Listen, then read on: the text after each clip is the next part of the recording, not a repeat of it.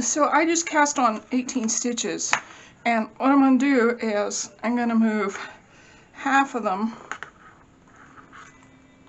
to one side of my needle, and it doesn't matter how many stitches, just so you have the right amount of stitches. You have 72, I only have 18, just to show you the theory behind all this. Okay, so you want to make sure that they don't get twisted, first of all, when you start. And, oh, I have a mess, hang on. Okay, so, let me see if I can get closer.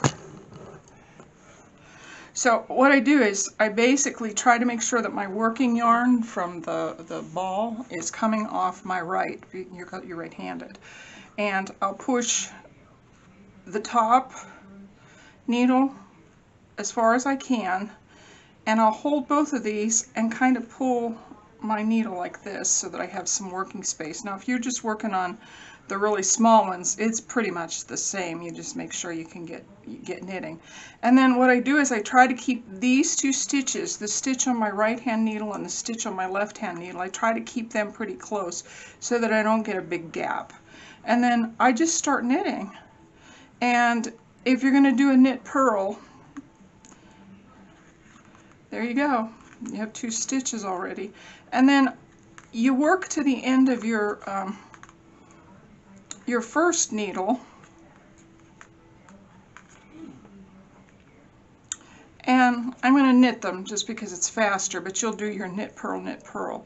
And once you get to the end of your first needle, all of the stitches on your first needle, then all you have to do is kind of do the same thing. And let's just pretend those are knit and purl. So see, then I'm going to go ahead and push my left hand needle down so that I'm ready to knit off of that needle.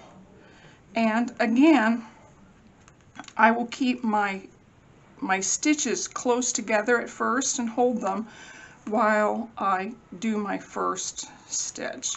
And that's pretty much all there is to it.